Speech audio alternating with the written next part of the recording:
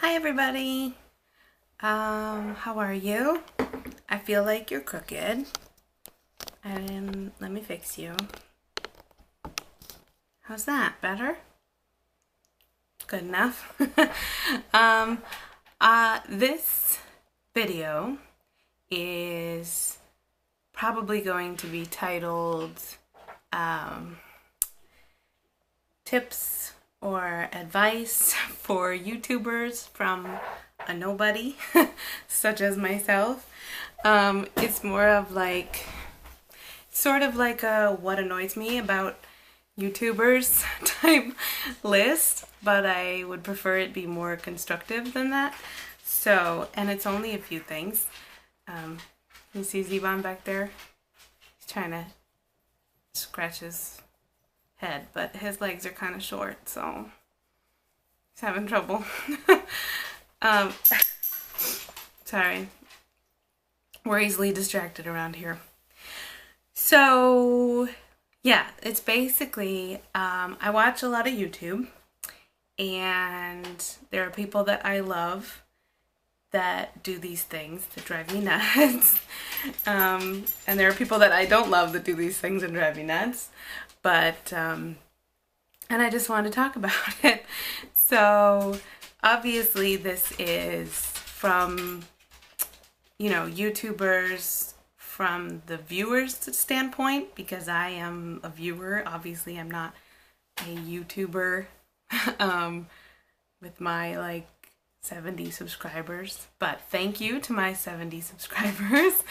I think I got 2 new subscribers today, and I did a little happy dance because it's so sweet. So I have my notes here that I just made. It's literally 1, 2, 3, 4 things. 4 things that annoy me when I'm watching YouTube videos, or 4 pieces of advice that I would give to YouTubers, but clearly they know what's up, they're making money, they've got millions of subscribers, so I can offer them nothing. I guess I'm just venting. So, without any further ado, here is my list. Number 1, of course, it's clickbait, but it's clickbait slash half-truths slash misleading thumbnails. Excuse me. I know that they have to be done. I know that people think they have to be done. But it's so annoying as a viewer because, yes, your crazy title may make me click on your video, but as soon as I find out that that's not what it's about, I click away. I mean, I'm done. I'm annoyed already. Even if it was a great video about something else, I'm just turned off because I feel like you lied to me.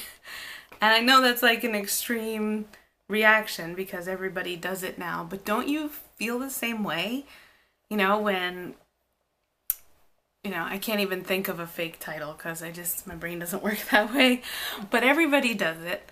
You know, I don't know if you watch any live streams like on YouNow, but if you're on YouNow and you're subscribed to someone, when they start streaming, it will send you a notification, and they can put in something like a title in the notification so you know what they're going to be talking about. And so I'll get, you know, like a text type notification that says like Nikocado Avocado is now streaming, and then it'll have like a quote from him, and it'll say like, you know, revealing the drama, or we need to talk, or like, you know, something extreme is happening, and it gets me. I click over, I want to hear what's up, and he's just chit-chatting and eating a sandwich. And everybody in the comments is just like, what is it? What's the drama? What are we going to talk about? And there isn't any. He just wanted to get you there. And I get it. It works. People are there. But you can feel how annoyed people are about it, that they feel duped. And I just think that you know, it really leads to like a mistrust. You know, I feel like these are people that I want to trust. I want to, when they give a review, you know, I believe them, I trust them, I appreciate their opinion, and I may even spend my own money on that product because I trust them. And every time they have a misleading title or an obnoxious clickbait, the trust level goes down a little bit. And eventually, you know, I'm gonna probably stop watching you because I don't believe you anymore. I think everybody, you know, we've all had this discussion about clickbait for like 2 years now. And the YouTubers will say, well, it works, it gets the views, and the views get the money, so it has to happen. But I really look forward to that trend dying off. I think people need to realize that, you know, we don't need to be tricked into liking you. If your content is good and you're likable, that's enough. Second thing is actually the second and third thing are sort of the same thing. I wrote them out separately, but I don't really have examples. So it's, you know, tell all or tell nothing. So don't mention, you know, that you have all this drama with this other YouTuber and then you don't say their name. Because then everyone's in the comments talking about how they know who it is. And you feel like you're off the hook because you didn't say a name. But everyone said it for you, you know? And it's like, if you're having some kind of public beef on Twitter, and then you go to YouTube and talk about it, but you don't say who the beef is with, what it's about, you're just complaining that there's a beef. That's annoying. I mean, you have to know that that's annoying. Either talk all about it, say the names, say what it's about, be like 100% transparent about it, or don't talk about it at all. You know, you don't need to do this vagueness in between. You know, people want the dirty gossip, and if they get a part of it, they feel duped, they feel left out, and they feel like you're just sort of milking the situation to, you know, get them to hang on your every word until you just reveal something. And then if you never reveal something, I mean, what a letdown, you know? And I think it's okay to say nothing.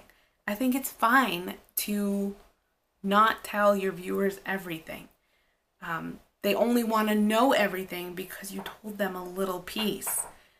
If you don't tell them any of it, they won't know what they're missing, and they won't be, you know, pecking at it and discussing it and speculating. Just all or nothing. That's what I'm saying. Excuse me. And to piggyback on that is general vagueness overall. You know, I get the need for saying, like, I'm working on a big project, but I can't tell you what it is yet. I mean, that's annoying, but I get that that has to happen. You're building suspense, and it's usually, you know, a business thing. It's usually something to do with a sponsorship or a TV deal or something where you're not allowed to say yet, but you're excited about it, and you want people to know that something big is coming. And I get that. And everyone will be annoyed, but when they find out, it's worth it. You know, that's something different. There's a YouTuber that I actually really like. Her name is Whitney.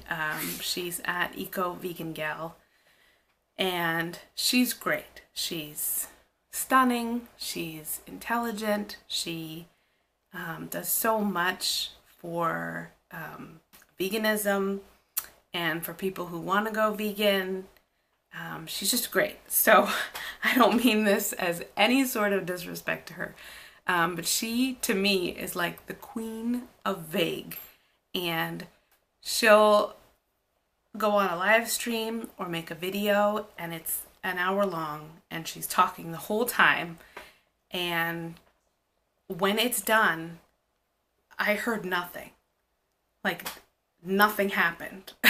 She'll be talking about emotions and vulnerability and how she feels so vulnerable and these things from her past, but she never says any specific experiences that she went through. You know, she doesn't talk about whatever this is in her past, childhood experiences or relationships. There's nothing personal on the video. But then you can tell that she feels like it's all super personal, like she's bearing her soul to you, but nothing is translating. It's just a bunch of words and nothing, nothing. You're left with nothing. And I don't know if she knows that that's what she's doing. I think she is. I think she tries to be a very private person, and I really respect that. But if that's the case, like I said before, just don't say any of it. Don't talk about your emotions and feeling vulnerable and all that stuff. If you're not willing to go a little deeper and tell us why, you know, stick to informative topics like veganism and eco-friendly options.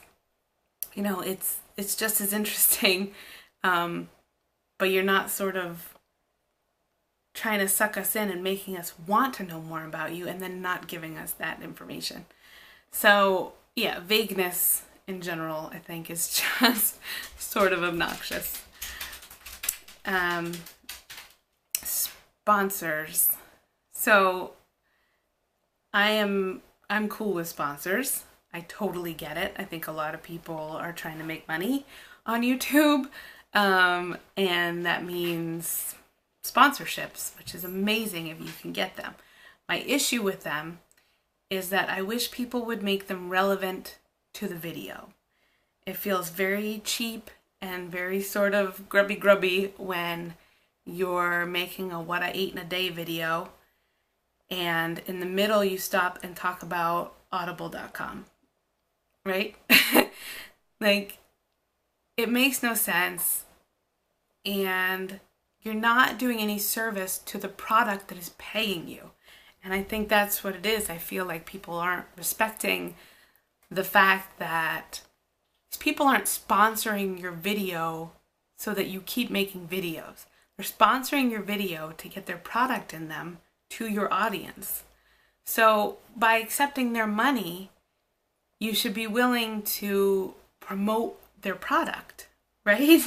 So I feel like, you know, if audible.com reaches out to you and says, we'd like to sponsor a video, and if you don't like audible.com, you should just say no. I would not, you know, it's not a fit, fine. But if you do, or if you like reading, or if you want to try it, whatever, say yes, and then make a video about your favorite books, or why you like listening to audiobooks, or maybe it's a road trip video and you're listening to an audiobook. Make it relevant somehow so that you're selling this person's product that you're getting paid to do. I ran a blog for a long time, and I got a lot of, you know, sponsorship, what's the word? Offers, sponsorship offers, and I turned down 99.9% of them, and because they just didn't align with my blog.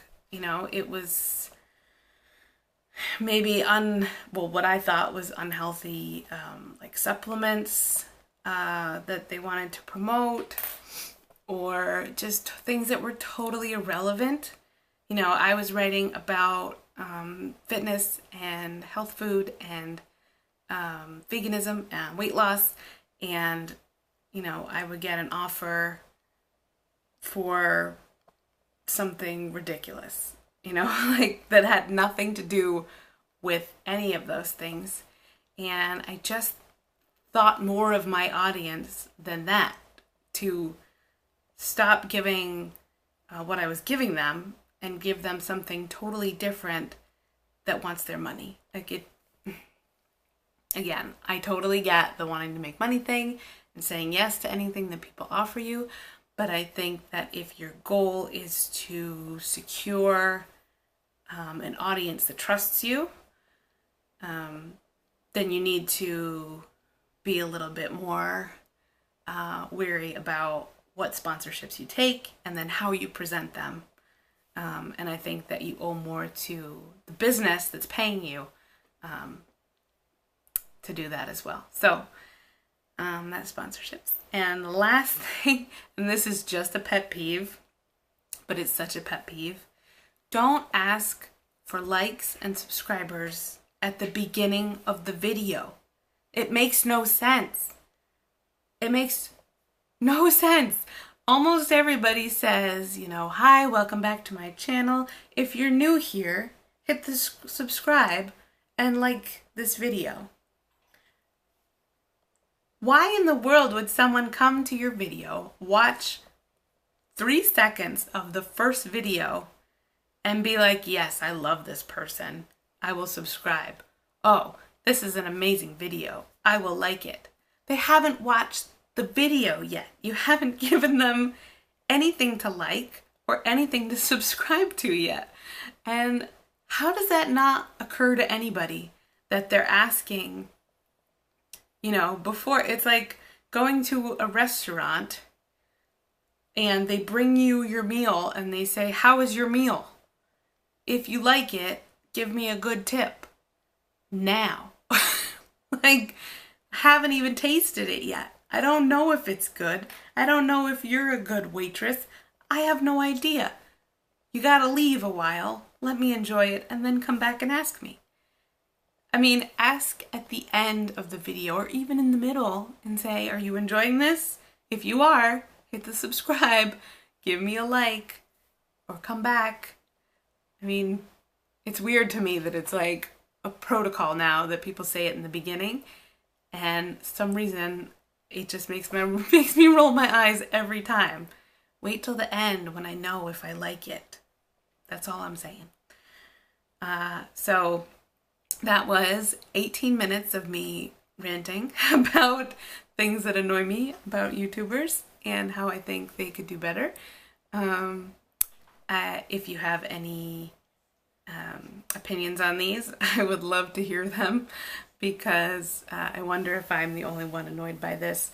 I realize that I'm like super old, especially in the YouTube world, and I have some really old school sort of values when it comes to, you know, a presenter and an audience. You know, I really feel like they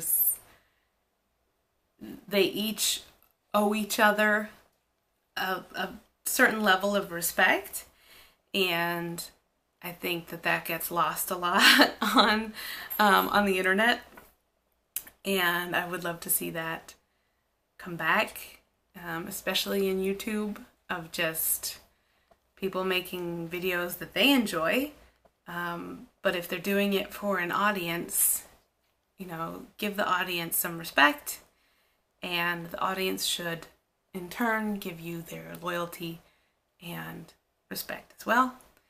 So, okay, that's it. I'm gonna stop rambling now. I hope you enjoyed this video. Bye.